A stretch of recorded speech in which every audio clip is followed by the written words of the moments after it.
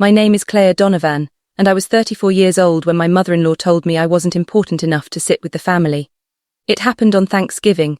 Nearly 40 relatives filled my mother-in-law's enormous dining room. The smell of roasted turkey drifted through the house. Laughter echoed from every corner. Everyone had a seat. Except me. I balanced a tray of homemade pies in my hands as my mother-in-law Margaret smiled at the guests. She loved hosting holidays. Mostly because she loved controlling them. When I stepped toward the dining table, she looked at me and frowned. "Oh, Claire," she pointed toward the kitchen. Eating back there, for a second, I honestly thought she was joking. "I don't understand," she folded her arms. "The dining room is for family. You can eat in the kitchen." Few relatives laughed nervously. My husband, Ethan, looked uncomfortable. "Mom, there are enough chairs," Margaret interrupted him. "Already decided." Then she smiled at everyone else. "We don't want unnecessary drama today," my sister-in-law smirked. "Bring Claire a folding chair." More laughter. I quietly placed the pies on the counter. For years, Margaret had treated me like an outsider. She criticized everything, my cooking, my clothes, even the way I spoke, no matter what I did. It was never enough, but Grandpa Henry had once given me one piece of advice. Never argue with people who enjoy humiliating you. I never did. Instead, I simply smiled. "Eat wherever you want." Margaret looked pleased. "I knew you'd understand." I picked up a small plate and walked toward the kitchen. Just as I reached the doorway, the front doorbell rang. Margaret sighed. Who could that be now? She walked toward the entrance. A moment later, the entire house became strangely quiet. I looked up. Margaret was standing frozen in the hallway outside. A black SUV had pulled into the driveway. A uniformed police officer opened the rear door. Then a distinguished man in a navy suit stepped out. Someone whispered, "Isn't that the mayor?" The man looked inside the house, then smiled warmly and asked one unexpected question. "Is Claire Donovan here?" For a moment, nobody moved, nobody spoke. My mother-in-law stared at the front door as if she couldn't believe what she was seeing. The man stepped inside with 2 assistants behind him, and yes, it was the mayor, Mayor Richard Hale, our city's most respected public official.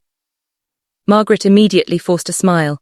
"Mr. Mayor, what an honor." He politely nodded, but he didn't look at her. He looked past everyone, straight at me, then he smiled warmly.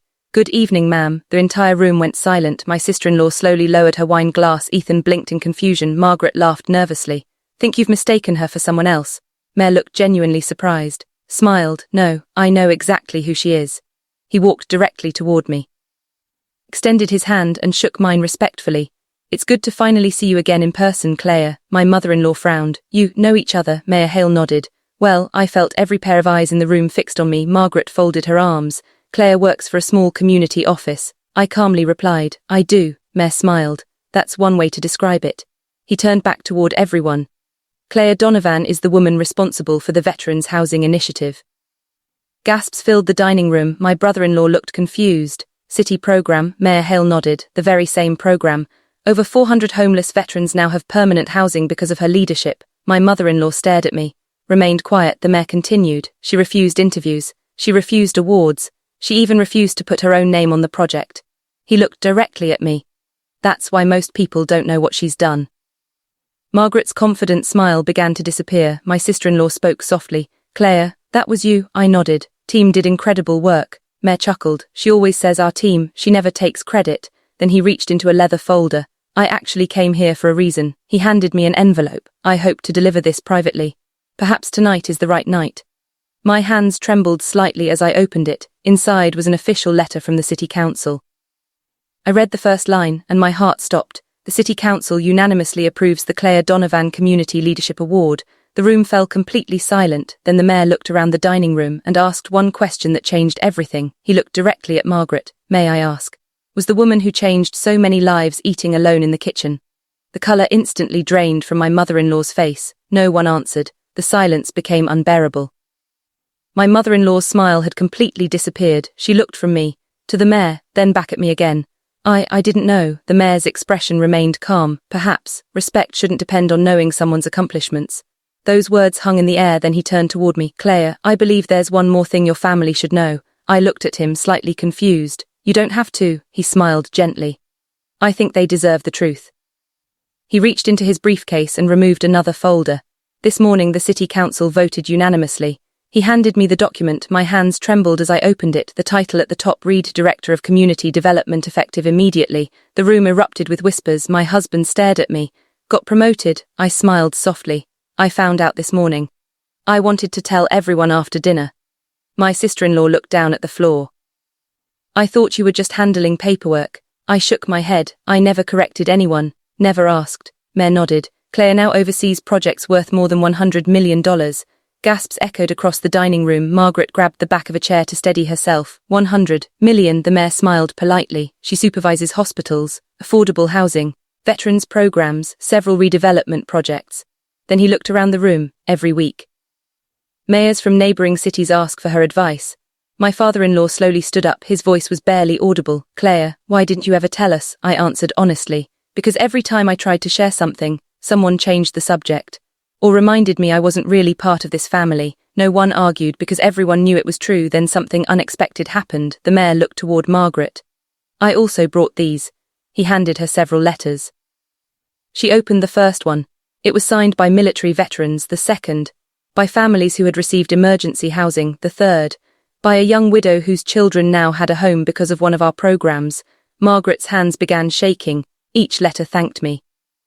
Not for money, not for recognition, but for treating people with dignity. Tears slowly filled her eyes. Across the room, my husband's elderly grandfather quietly stood. He walked over to me, placed a gentle hand on my shoulder, then looked directly at Margaret.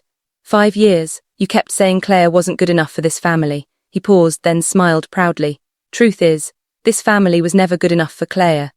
The room fell completely silent. Even Margaret couldn't look me in the eyes.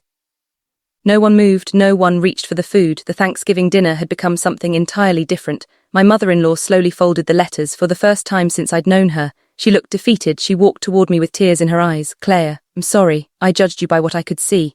Never cared enough to learn who you really were. I looked at her quietly, then I answered. You didn't judge my career. You judged my worth. They aren't the same thing. She lowered her head. I know. I was wrong. My husband Ethan stepped beside me. He looked at his mother. You embarrassed my wife. In front of everyone. I stayed quiet. He turned toward me. I'm sorry too. I should have stopped it years ago. I smiled sadly. I waited a long time for someone to stand beside me. Eventually, I learned how to stand by myself.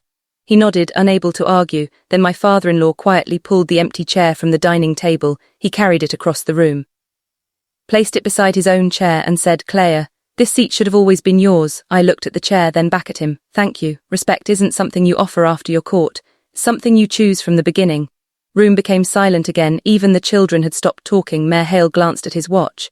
I should be going. Before leaving, he turned toward everyone. Met remarkable leaders. The rarest kind.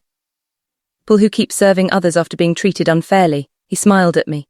City is lucky to have you. After he left, no one touched the Thanksgiving meal. My mother-in-law quietly wiped away her tears. Weeks passed. Life slowly changed. Margaret called several times. She invited me to lunch, to family dinners, to birthdays. This time, she always saved the best seat for me. One afternoon, she finally asked, will you ever forgive me? I smiled gently. I already have. Forgiveness doesn't erase memory.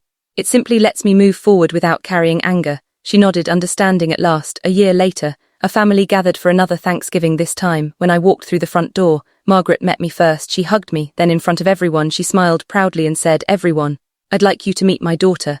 The woman who taught me that true success isn't measured by money. It's measured by the lives you change. No one applauded. No one needed to, because the greatest victory wasn't hearing an apology. It was knowing I no longer needed one.